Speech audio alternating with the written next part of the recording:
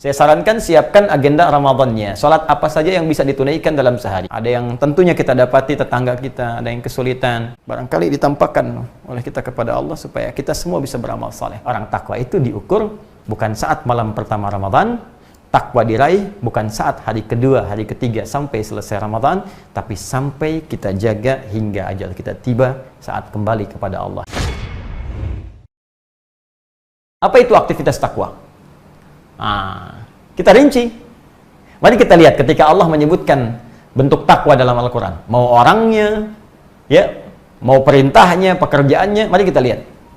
Ternyata orang-orang yang berhasil menjadi takwa adalah orang-orang yang terbiasa melatih diri dengan aktivitas yang disebut dengan amal soleh itu. Apa diantaranya? Mari kita lihat. Ya, kalimat takwa pertama Al-Baqarah ayat kedua. Dzalikal kitabu la raiba fi hudal lil muttaqin. Ya. Ini Al-Qur'an, jangan diragukan. Dia berasal dari sumber yang sangat jauh dari apa yang kita bayangkan. Jangan nuduh sembarangan kalau nggak punya hujjah. Maka ia akan jadi petunjuk bagi orang takwa. Siapa orang ini? Apa aktivitasnya? Apa pekerjaannya? Sehingga disebut oleh Allah sebagai orang takwa. Aktivitasnya apa? Maka dirinci di ayat 3, ayat 4 sampai mendapatkan di kebahagiaan ayat 5-nya. Alladzina yu'minuna bil ghaib wa yuqimunas shalah. Yaitu orang-orang yang terus meningkatkan imannya. Tuh, dasarnya iman dulu. Ya, wa yuqimunas shalah. Maka ia berusaha mendirikan salat dengan sempurna. Aktivitasnya, lihat, tak kerja bermakna aktivitas. Apa di antara aktivitas takwa itu? Salat. Wa mimma razaqnahum yunfiqun. Infaq. Ya? Walladzina yu'minuna bima unzila ilaik. Dan mereka yakin terhadap apa yang diturunkan kepadamu Muhammad sallallahu alaihi wasallam. Apa yang diturunkan kepada Nabi Muhammad? Al-Qur'an. Tuh. Nah. Kasih contoh lagi 3. Ini aktivitasnya.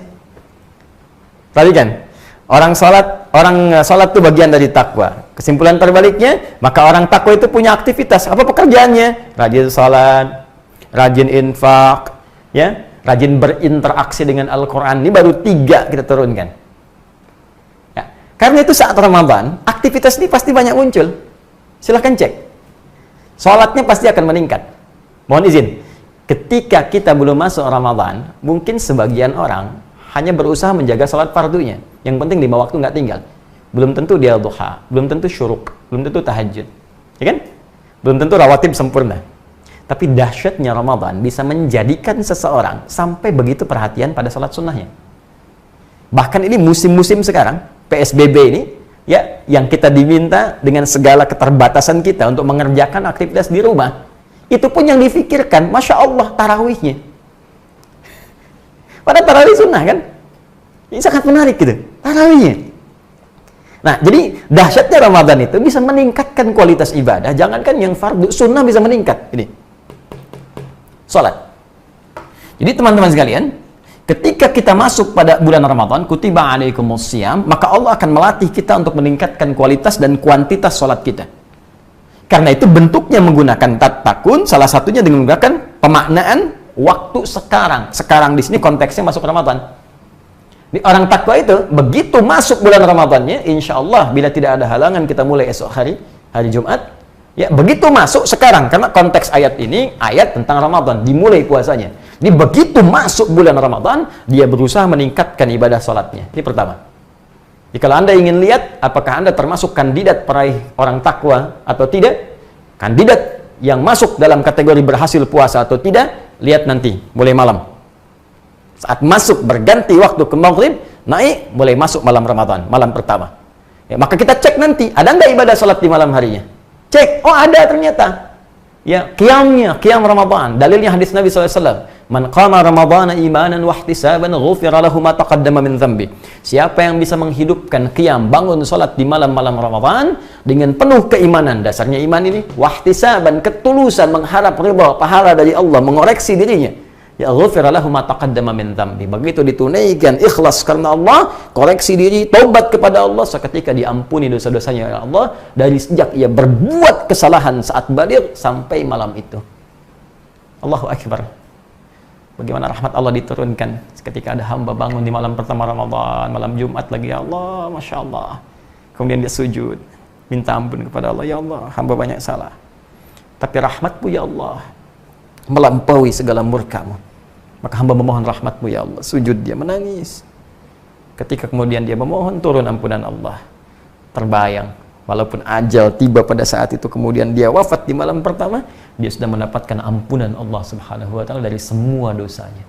Dan dia punya amalan pertama kali sujud yang jadi kebanggaan di hadapan Allah. Bukankah kita dimuliakan dengan sujud itu? Ya, bukankah perkara sujud yang mengangkat kita dan merendahkan syaitan?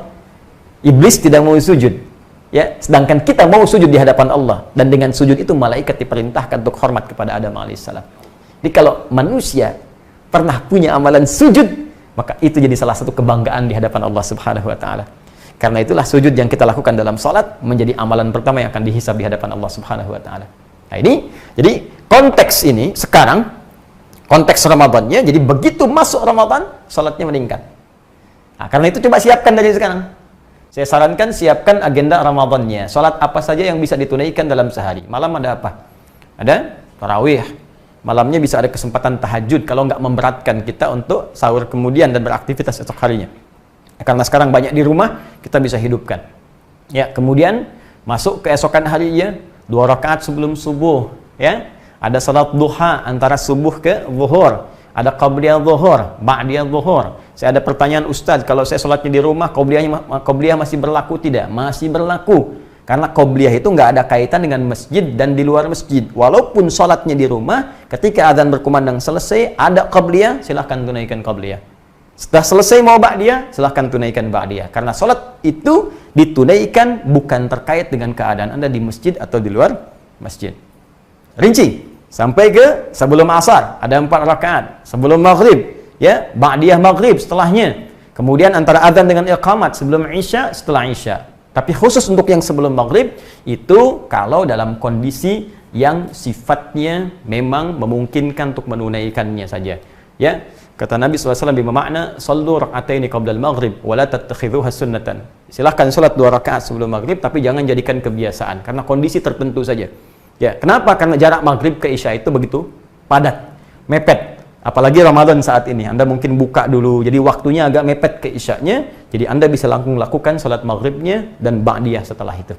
Ya, beda kasusnya kalau sedang di Masjidil Haram, nunggu orang tawaf, baru masuk, Anda bisa mungkin daripada mengerjakan yang tidak penting, bisa salat 2 rakaat dulu. Jelas ya?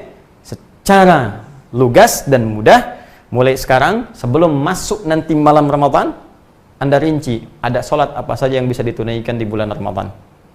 Ya, dari malam dan siangnya. Rinci. Ya, kemudian teman-teman sekalian, mohon maaf. Nanti, orang takwa ini ditunjukkan dengan bentuk mudhari. Belum selesai, karena baru 1 masa. Belum yang kedua dan ketiga. Sekarang, terus dilangsungkan dan sampai di masa depan. Jadi, untuk menjadi orang takwa itu, mohon maaf, bukan awal Ramadan saja Anda kerjakan tarawihnya, tahajudnya bangun, hari keduanya nggak dikerjakan.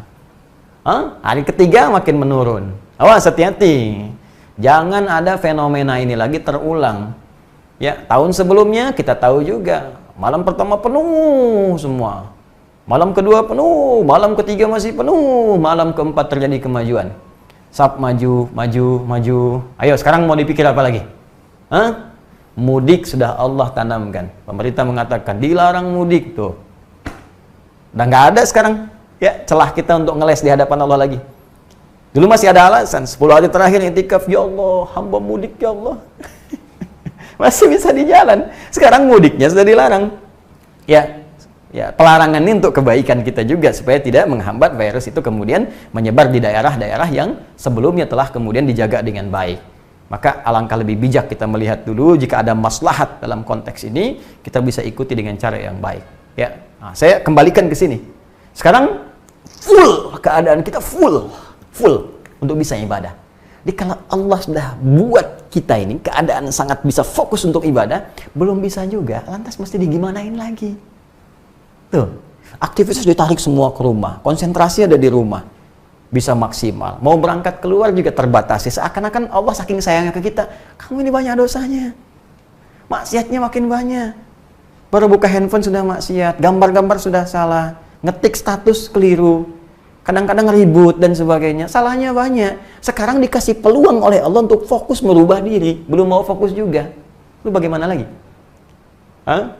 Baik, karena itu kita buktikan. Tahun ini mesti lulus. Mumpung baru mulai. Kalau Allah kasih kesempatan hari kedua, tetap pertahankan. Sholatnya maksimal.